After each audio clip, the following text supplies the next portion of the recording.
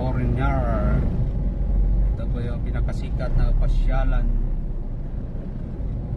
sa buong Makati.